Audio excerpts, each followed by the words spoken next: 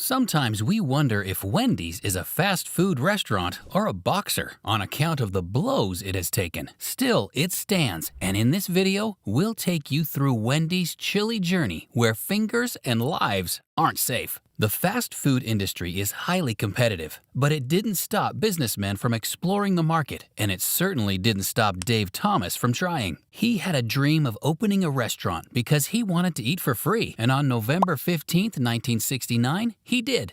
Dave opened the first Wendy's in Columbus, Ohio, and he understood one thing. Every other person was doing what he was doing. Most fast food sold burgers, so he needed to be different, and he became different by copying another restaurant's idea. Dave usually visited Kalamazoo, Michigan, where he ate at Kewpie, a fast food restaurant that made hamburgers with square patties and also sold malt shakes. The square patties with round buns became an instant hit with people. Customers liked the idea of getting a deal with abundance, and the squared patties sticking out of the round buns created the impression that they were getting extra juicy meat. With how it quickly became a sensation, Wendy's was on its way to global recognition. And before we tell you all about that, have you ever wondered why Dave chose the name Wendy's? Dave was sentimental in his choice of a name for his restaurant, and you'll soon see what we mean. Parents say they love their children equally, but Dave may love his fourth child, his daughter Melinda Lou Wendy Thomas, a little more. It was due to this love that he named his joint after her. And that's not all he did. He wanted everyone to know who Melinda was and kept pictures of her at the original location at Columbus, which is now closed, by the way. And it did in March 2007 due to low sales. It was great when Dave took the decision to name his restaurant after his daughter, but it became one of his greatest regrets.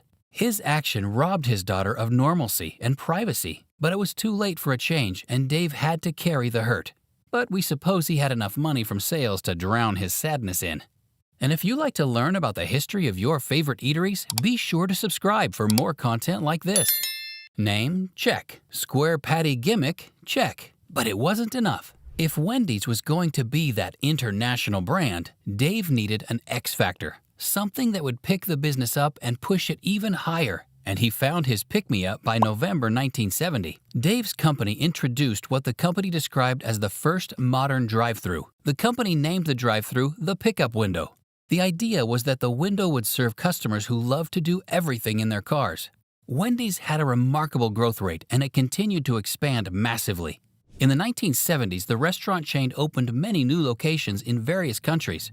And by 1975, the company opened its first Canadian location in Hamilton, Ontario. That location was the 500th location for the restaurant, and by 1978, Wendy took things up a notch. It opened its 1,000th restaurant location in Springfield, Tennessee. The business also had locations in Australia, and to have a footing in the market, the business went to war. Its opponent was Australia's Burger King franchise owner, and the battle, we tell you, was fierce. Before 1988, almost all their Australian locations closed, and Burger King bought those locations. To the victor go the spoils, they say. We guess the business can't have everything, and while not breaking into a new market was an enormous setback to Wendy's, it grew, learned, persevered, and decided to never give up. The business then focused its attention on new targets in the Asian market. It opened locations in Hong Kong in 1982, one in the Philippines and Singapore in 1983, and another in South Korea by 1984. Before the 80s ran out, it was absolutely certain that Wendy's was one of the biggest players in the fast food market and would go toe-to-toe with its competition. The chain began the decade by opening its 2,000th store, and it ended by opening over 3,000 locations. Wendy's continued to enjoy remarkable progress past the 1990s. But when the 2000s rolled around, things went a bit crazy. After opening the 600th location in October 2001, Dave Thomas's health was getting worse. The founder suffered from a carcinoid neuroendocrine tumor, which eventually claimed his life in the early half of 2002. It was a sad day for Wendy's.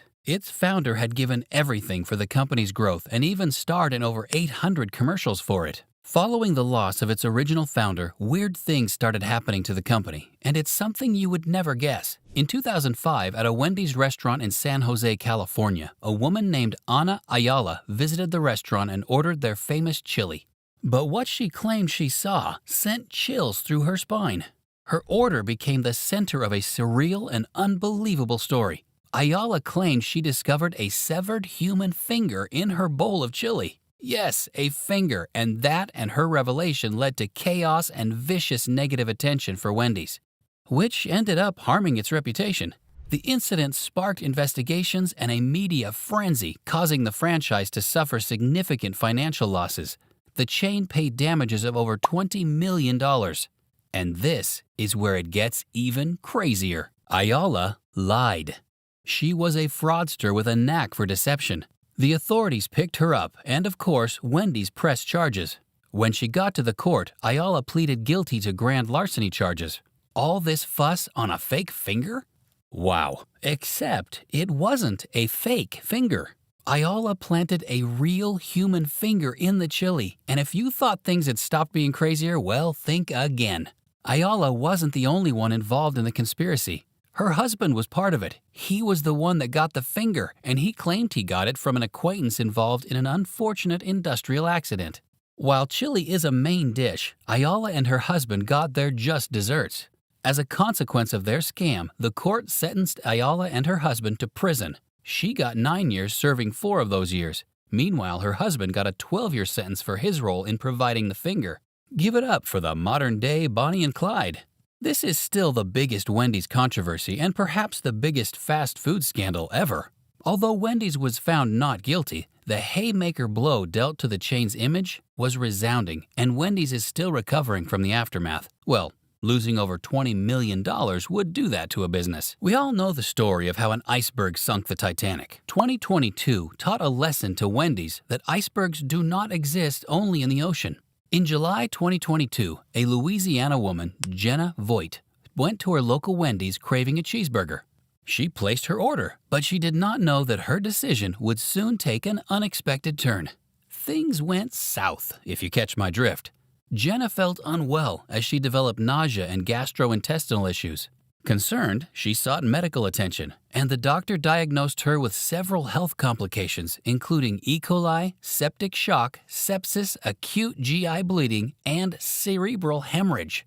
Jenna's recovery was challenging, and the hospital bills kept racking. Considering these circumstances, she and her husband took legal action and sued Wendy's, seeking $75,000 in damages. Jenna claimed that the burger she ate was contaminated because of improper food handling. The affected woman claimed that the incident had taken a toll on their marriage. There was more to come, as it wasn't only Jenna that got hospitalized. About 109 people also got into health troubles after having eaten at Wendy's. And the kicker? It all happened in different locations, and it was because of a widespread outbreak of E. coli. Customers came for their comfort meals, and they ended up being uncomfortable. Clearly, the restaurant had an issue with sanitation, and it tried to look for where the issues could be coming from. During its search, the business found a culprit. Well, everyone did, as a video leaked on the internet. It wasn't that the yucky employee was the one who began the outbreaks, but it showed that staff may not have been serious about taking precautions when serving customers food. The video showed the errant employee drinking the popular Wendy's Frosty directly from the nozzle. Customers and people on the internet found the video disgusting. They concluded that this meant Wendy's had no control over its employees. Then, as if the chain's employees were doing the disgusting competition, another set of videos made it to the internet. This time, it was employees bathing in the kitchen. We know. Yuck. Regardless of these incidents, Wendy's has continued to persevere and has over 6,000 locations worldwide. This is mainly due to their quick actions in the face of adversities and their ever-ready willingness to right their wrongs. What Dave Thomas began because of his love of food became a worldwide sensation. With over 6,000 locations worldwide, Wendy's has seen its fair share of success, failures, and a side dish of controversies that involved a finger. But with recent videos of the company's staff doing obscene things on company premises, do you think the company should be harsher with staff, or should it maintain the current ways it treats its staff? Let us know in the comments, and don't forget to leave a like and subscribe to support our channel.